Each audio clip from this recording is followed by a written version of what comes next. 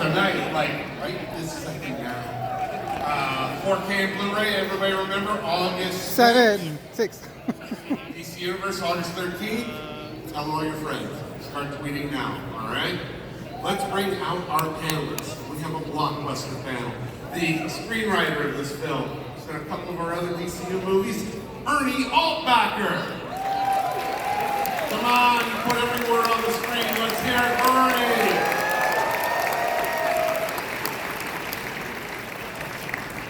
Character designer, you know me, character design. The man behind things like Young Justice, Phil Barassa.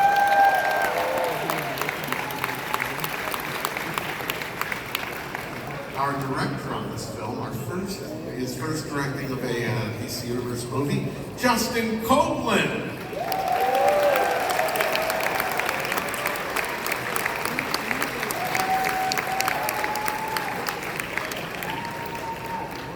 The centerpiece of our DC movies for years and years, the man who anchors all of the continuity on these films, our executive producer, James Tucker.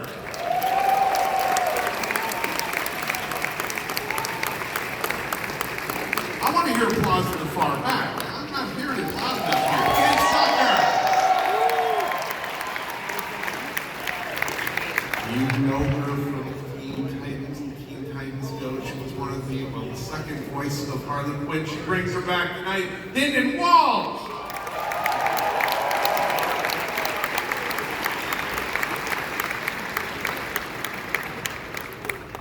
This man is kind of famous from Young Justice. He brings you the Joker this evening, Jason Spizak.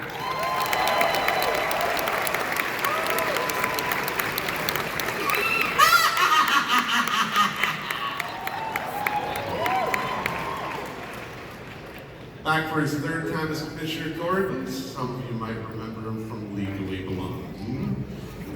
Bruce Thomas.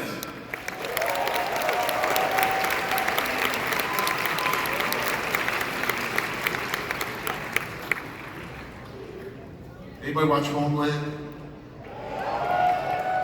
Okay, this fella brought you both Hush for quite part of the picture, and and Mr. Thomas Elliott. Say hi to Maury Sterling.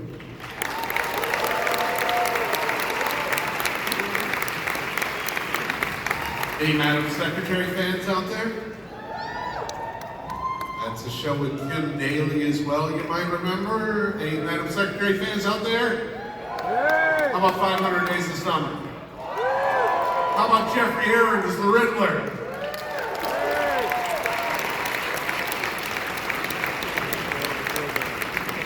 I know I've got Firefly fans out there, right? Back is Nightwing Sean Moore!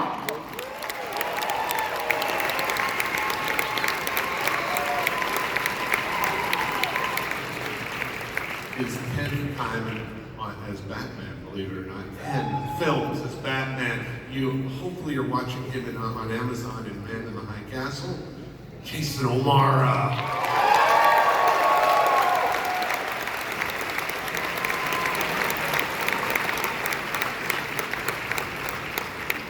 Quick mention, we've got some celebrities in the audience who contributed to the film. Our fine voice director, Wes Gleason, is somewhere over there, I think.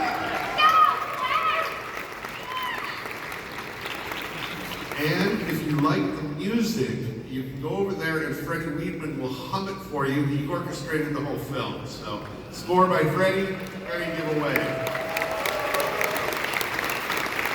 And dear Jennifer Morrison really wanted to be here, but she got held on set and was unable to come. So she sent her warmest regards and said she hoped you like Catwoman purr. Can't do it right now. Do it again, Gary. I want to hear it. Purr. Hey, some of you were seeing this for the very first time. Some of you had a shot of it before. And you work in a one-way medium where you don't get to sit and hear a reaction very often. What was it like watching it with 4,200 fans? Any unexpected reactions? Amazing. Thank you guys. It was amazing to hear you guys react to this film.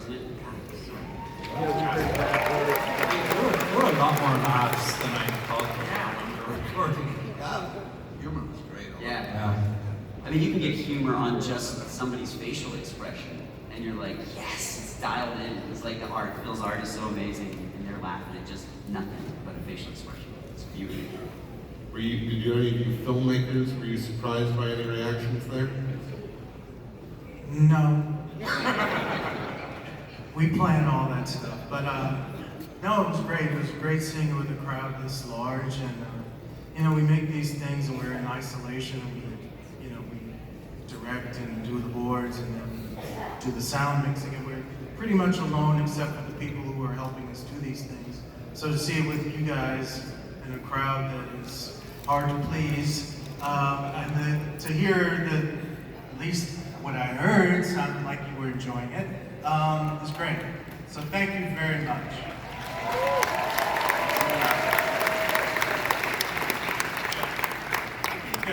James said the nail on the head. You're working, and it seems like it takes forever for one of these to come out. But then, when you see it all together, you hope to get a certain reaction. And when that reaction is positive, you just soak it all in, because you don't know how long that's going to last. So it's enjoyable to watch the whole thing come together and to come together as a crew to watch an amazing film. Yeah, watching it with you guys is like optimal conditions. 'Cause this is the crowd. You guys are the connoisseurs and the real fans of this stuff, and we feel the same way about the material that you guys do. So it's a real blast to share with you guys in common.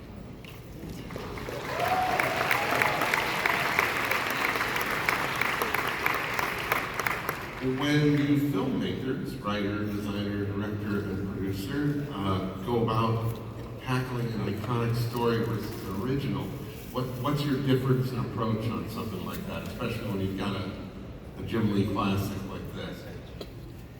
Well, no pressure. No pressure. I think it was a two-part thing where I knew when I reread the book that the through line was going to be Batman and Catwoman.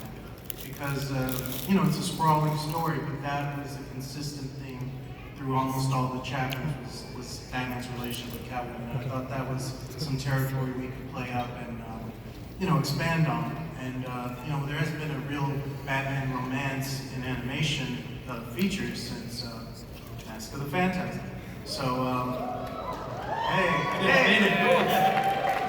Old school fans. And then Ernie pitched me some of the adjustments we made, as you may have noticed, to the story to make it fit in our running time. So, you want to talk about that, Ernie? Yeah, I mean, the only problem, I guess, with Hush is that there's so much good stuff that we didn't have enough time.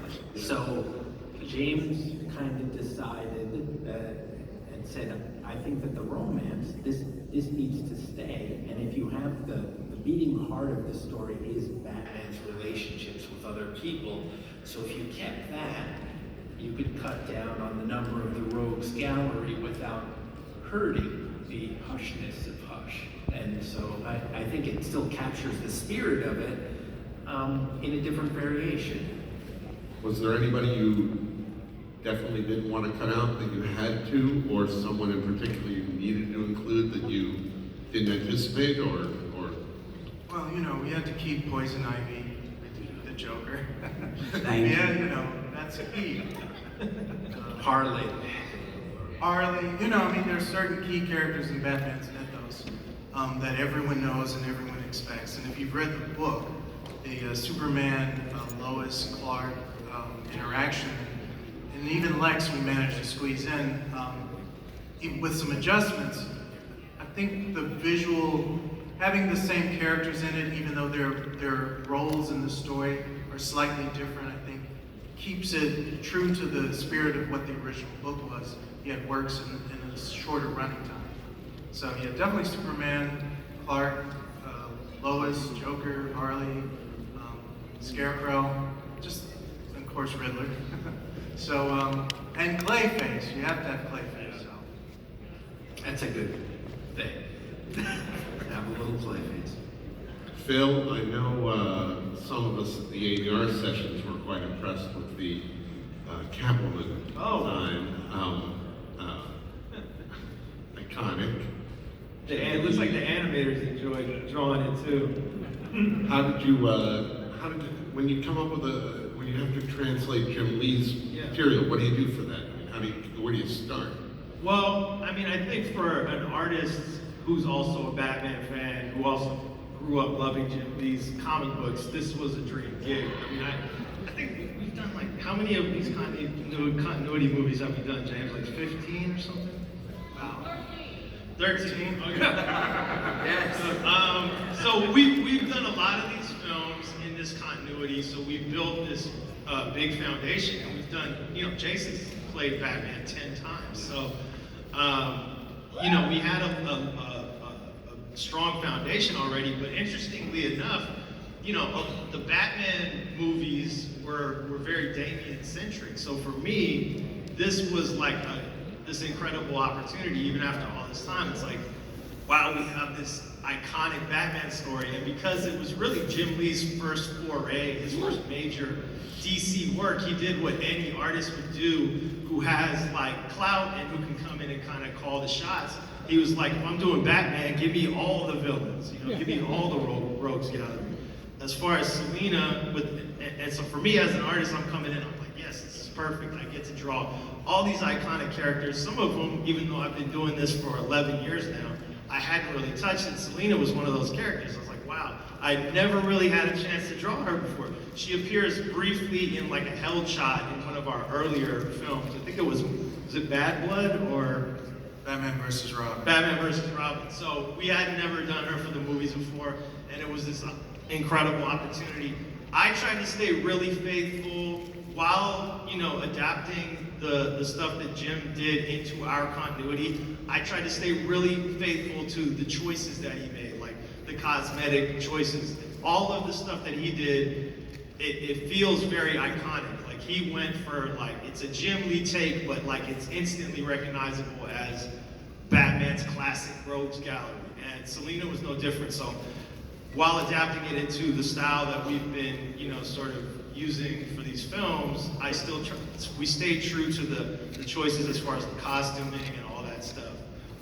So yeah, it was just a blast because everything he did was so iconic and very like classic rogues gallery. Yeah, it was cool going into his office and seeing all of these drawings. He wouldn't give it to us for a long time. He was like, no, I'm redesigning all of this. And I'm like, that's great. He had a schedule. Yeah. And it's real hard sometimes, because Phil's a beast, and you look at it, it's amazing. You're like, man, I probably should give critiques on it, but James, I'll leave that to James. I'm just a fan of it, whenever I see it. And then when they captured captured in the animation, and put the shine on it, it's just incredible. I'm humbled, man. I'm just here to support you guys. Seriously though, like working with James we've been doing these. I think the first one I did with James was Flashpoint, and that was 7 years ago. So I've been really fortunate to work on the Tuckerverse. It's been a blast. The best. We're not calling it that. I'll call it that. I'm gonna get that trending, but no, #Tuckerverse. No, it's been an amazing journey. Just working with all these people. So yeah, I'm just grateful, and getting to adapt a Jim Lee comic book is a dream come true. Isn't it? Yes. Coming on back to Harley, isn't it just like putting back on an old pal there? What's it like coming back from Harley? Oh, I love her. Are you kidding? She's like the most fun person in the world to play. She's so joyful in her psychoticness. She's got a big mallet. What's not to love?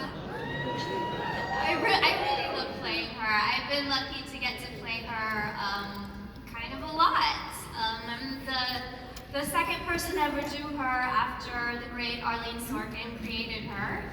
So yeah, it's just an honor to get to play. That's all I got to say. That works. Alright. Similar question for Jason, Bruce, and Jeffrey. You guys all had to step in and do an iconic character here. How did you avoid prior interpretations and still put your own spin on it? I mean, that is always hard when you following in the footsteps of people like Mark Hamill, and their voices are iconic.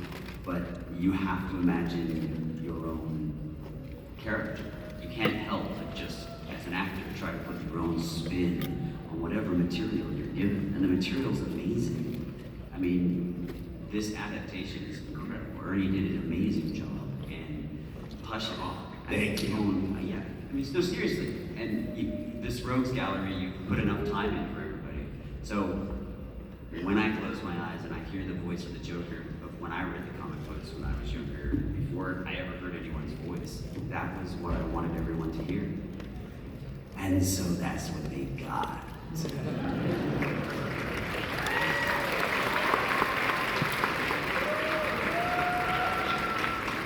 Bruce?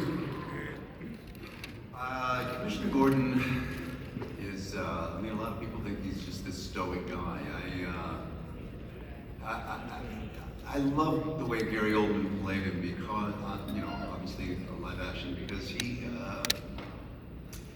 had this wonderful way of showing us that Gordon is just split right down the middle between family guy who just wants to help people, take care of people, and really wanting to put Batman in jail. And I think every day of his life he walks that line. And so I just took the heart that he brings as a father and that caring soul, and I think I just allowed myself to kind of go there and play from that. That's all I can do, really. Put my stamp on it. And thank you for stopping him from killing me. You're welcome. Jeffrey, I know you're quite the comics and animation fan. Where'd you approach the Riddler film? I mean, it's hard not to have John Glover's voice in my head. I was such a fan of the animated series, so that was there, and I just didn't want to screw it up. And to get the benefit of being a Lazarus Pit Riddler was great. It was a great entry into putting my own stamp on it, because it's just like, it's methed out, you know, wanting recognition, and just at his worst and most extreme. So it was just a lot of fun to do. This is my first time seeing it with everybody here, so I'm still kind of shaking and in shock. And it's such a good movie. It is really. Thank you. Sean, this is, I don't remember Nightwing being this funny. It seemed like you got all the best lines. Maybe Ernie packed it for you, but what was that like for you this time around? Did you, Ernie? Just a little bit. I like Nightwing. I feel like He always like all your characters. always gets to bring the humor a little bit. Ernie loves Dick Grayson, Nightwing. So. He likes me the best. You know, it's fun. I feel like I've done it before, though. Yeah?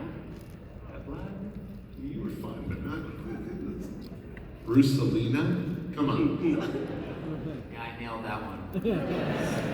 I'm backstage, 2 doors over, and I can hear you people laughing at half his line, so. We like sassy Nightwing. Just saying.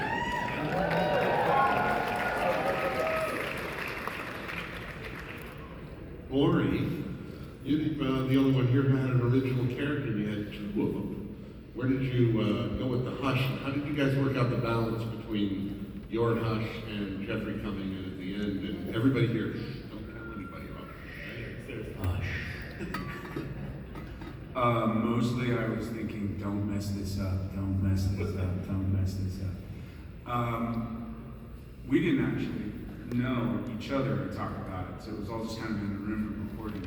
So I don't remember, I just looked at these guys, and as long as they were nodding their heads and saying it was okay, then I trusted, you know. It's such a responsibility. I know they know the world so well, and you guys know the world so well. As long as I listened to them, I knew I was kind of in the ballpark, and I'd be all right. So yeah. Jason, 10 films, and you finally get a featured stage performance of Batman, the featured Batman.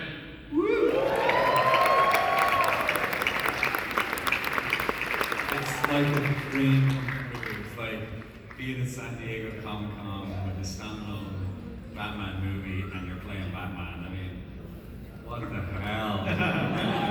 Bucket list. Every time we do one of those, every time we record one, he goes, "Do we get Comic-Con?"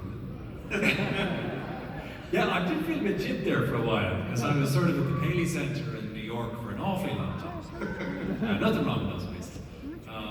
Yeah, especially the bit where, like the Clayface sequence, because it reminded me of watching Batman the Animated Series with my son when he was young.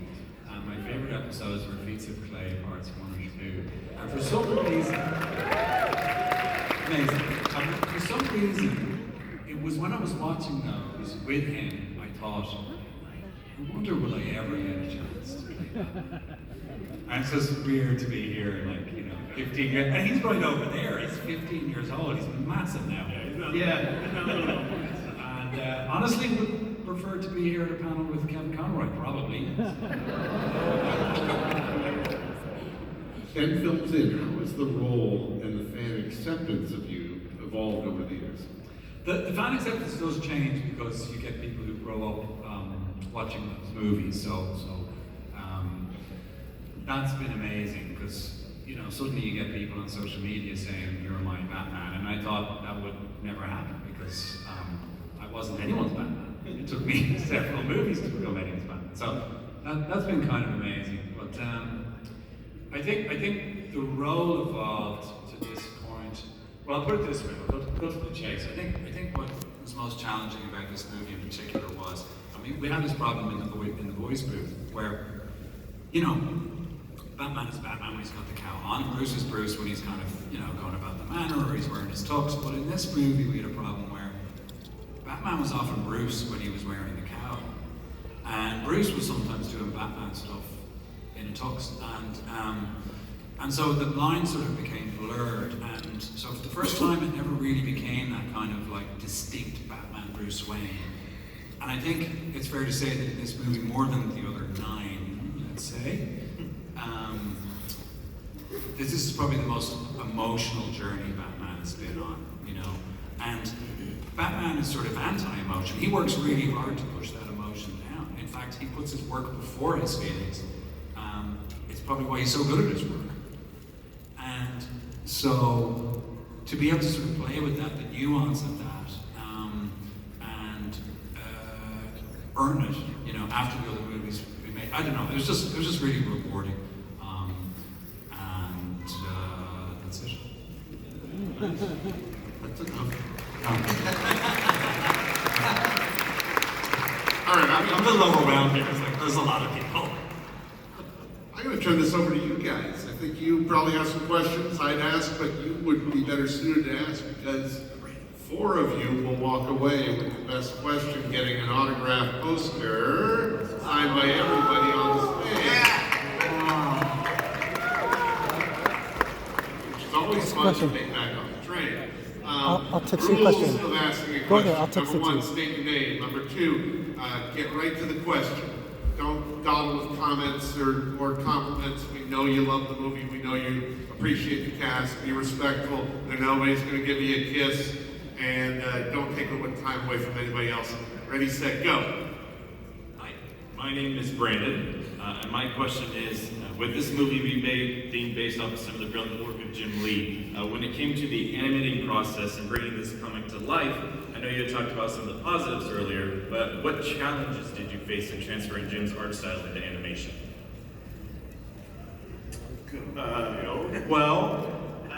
We're actually not doing a one-to-one adaptation of Jim's art style so much, partly because this is set within the continuity of the films that we've established, so it has to hook up. We have the same voice cast, and just for economical and practical reasons, we've kept the style fairly consistent throughout. Jim did influence the early origins of the universe, though, because obviously he was the artist who did Justice League War, which was the first film that I guess it was Origins in the comics, which is the film that launched this series. So Jim's sort of artistic, DNA is in there to some extent. But no, we're not doing a one-to-one adaptation. What we did do, though, is we were as faithful as we possibly could be to the source material as far as the cosmetic choices that he made. We wanted it, and as far as filmmaking, Justin and James definitely made sure that there were shots from the comic that were in there that fans would recognize. So, we're adapting something from one medium to another, so certain concessions have to be made, but, I think across the board, we're huge fans of that source material, so we tried to keep as much of it as we possibly could. Thank you, Brandon. There you go. Jeffrey, you wanted a Riddler outfit? He's right there. That's a great outfit. Question. So first of all, thank you for taking me off C-lister list, even though you killed me off. Riddle me this. What is Batman's greatest strength / weakness? What would you say that would be? For which movie? Fair. I think it would depend. It depends on, like for this movie, I think that one of the things that we wanted to play with, I certainly want to play with within the boards, is that blurry line between Batman and Bruce. And for this movie, there is another person in his life, which is Selina. So in this movie, I think it becomes sort of a weakness. How does he navigate that relationship and navigate the relationship with all the people around him? And in the film, Hush kind of tries to exploit that as a weakness. I would say his greatest weakness is that he doesn't kill anybody. It's his greatest strength, too. His growth. Yeah. Thank you, Rick. All right, prepare for a quantum physics question. Say. Hi, I'm Sapphire. I tried to keep it a little more specific this year. So why did Hush, even though he clearly had the materials to get a projectile to do so, shoot the wire and not Batman, if his ultimate goal was for Bruce Wayne to die? Because the movie's 75 minutes.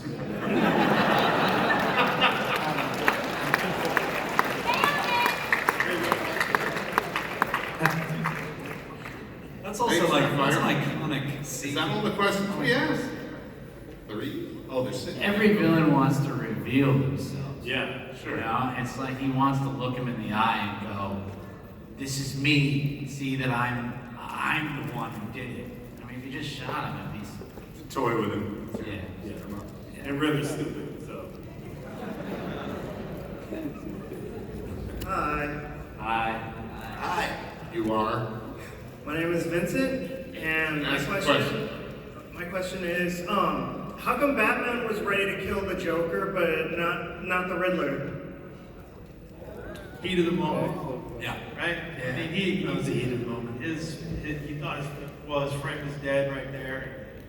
Yeah, come back. Yeah, he thought that the Joker killed him. Yeah. 100% emotion. Yeah. He was in the middle of a date. He was having a really nice time.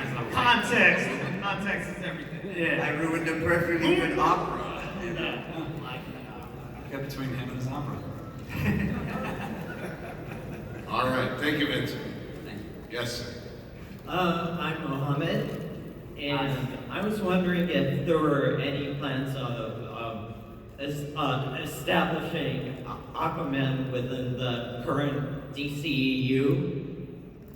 That's a good question. Yeah. We did that. You mean for these series of movies? We did that. Throw to the planets. Yeah. Go back into our catalog. Yes, sir. Hi, my name is Robert. Is the Riddler really dead, and when can we find out for sure? Tune in next week. Next time on Batman. Rose, what can we do for you? Hi, my name's Curtis.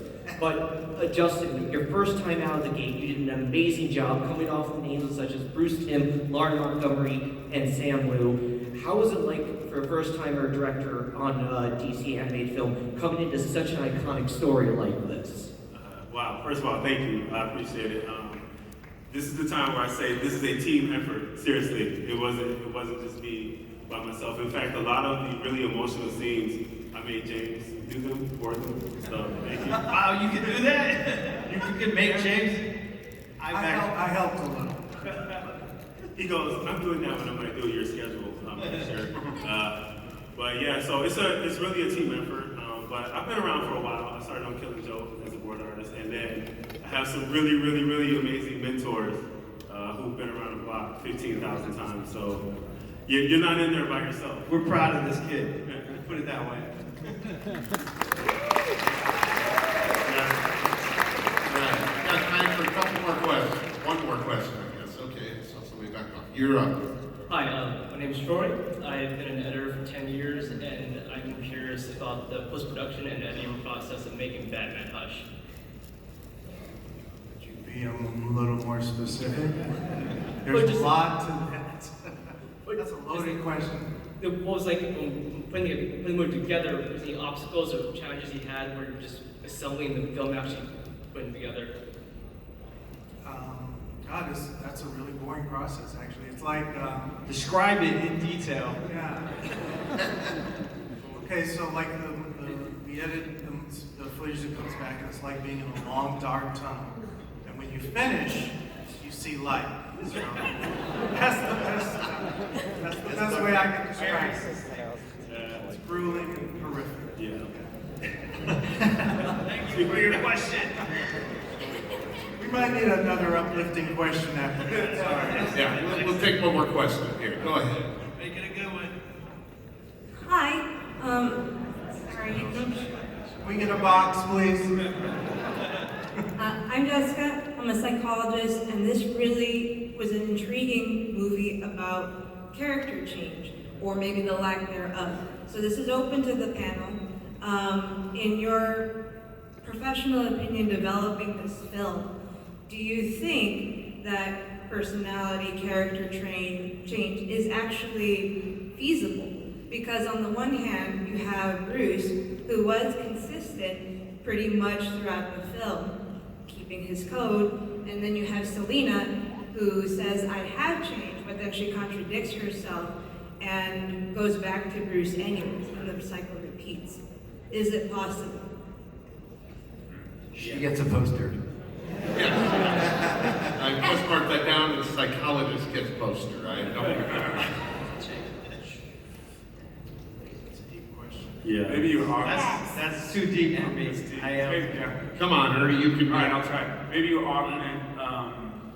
augment and diminish different characteristics that are innate, so you can kind of turn one up or turn them down. I don't know if you can actually change them, but you can make some bigger, some can be, big bad ones bigger, good ones bigger, but I don't know if you change the core breed stuff. I thought that one of the metaphors was temporary change, right? So the Joker temporarily is like, hey, I'm not a villain, I didn't kill him. But we also know the core is that he is, and Hush's change was temporary. Riddler out of the Nazareth pit. There's a lot of temporary change, people wanting to or not wanting to. It seemed like Selena was getting better. It seemed like she was going to move away from her impulses to just kill. I mean, who knows? Well, it's kind of they have an effect on each other. Bruce, Batman, pulls back the worst aspects of Selena and Catwoman, and she brings out some aspects of him who is very rigid with this code. Unfortunately, they both have the kind of the worst timing in the world, because he left her because when they were 25 or so, because found out she was a criminal and damaged in some way. And then she found out 25 years later, same thing. So just kind of like two ships passing in the night, tragically. But she totally saved his life at the end. I mean, if he had spent any more time trying to pull the Riddler up, even though I wish he did, if he spent any more time, they would have both been dead. So. It's Batman, Yeah. Ultimately, he can't see it. Batman can't see it. Thank you. Hi. I'm sorry, Joker. We don't have time for any more questions. Look at that. Just let it. All right. hope it's for Jason. Me? Yeah. Last question. Good. All right. My name is Michael Renoy, and tell me why Thomas Elliott wasn't Hush in this movie like he is in the book. It's always the last question. Always the last question. Hold on a second. I want to just say something. I was going to ask that question, so thank you. I wanted to say something. So the title is Hush, and the title was created by Jim Lee and Jeff Lowe when they were working on trying to find a secret and new arch-villain for Batman, and it was all very hush-hush, and that's how he got his name. So I'm asking you guys, when you get on social media, when you talk to your friends about this movie, to please try and be hush-hush about our new ending, okay? Please, no spoilers. That's Batman asking you. Thomas Elliott is not Hush. We have a new Hush, and you're the only guys who know about it right now. So that's pretty cool. There's privilege. All right. Listen to Batman, everyone. You know, there was a practical reason for that. Because there's so much good Hush stuff, some things were going to definitely fall out. And I pitched this way of modifying it a little bit, and that caused a bunch of stuff to easily be cuttable. And so making it a new villain actually made it more easily Producible. Yeah. Producible. That's a surprise. Yeah. And everybody seemed to know, the fans, so this is just it's a version of Hush, a variation. We love the original, and when they come out with the 20-hour, 20-episode, live-action or animated version, we're going to be watching it, we're making it, we can't wait. But this version, we're very happy with, and we hope you guys are too.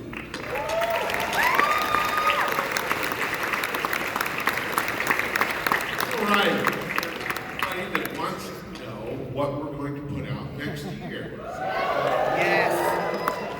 All right. So next year we will be in 2020. We'll be making these for 14 years already. And our first film out of the gate is you're familiar with the book, I think, from 2003, Superman Red Sun.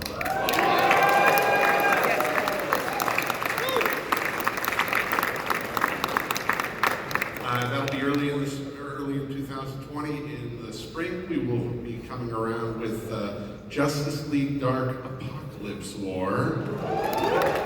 For those of you reading that right now, it's Apocalypse as Darkseid would spell it. And that's a sequel to our 2017 film, Justice League Dark. And then summertime, I suspect we'll be back up here with Superman, Man of Tomorrow, an original story. So stick around, and we'll be coming back. That sound okay to you guys? Scoopers and a whole lot of Justice Leaguers? Good. All right, and there will be DC Showcase shorts on all of those, so stay tuned. All right, so thank you very much for being here. Keep our secrets, do that for us, and let's say thank you to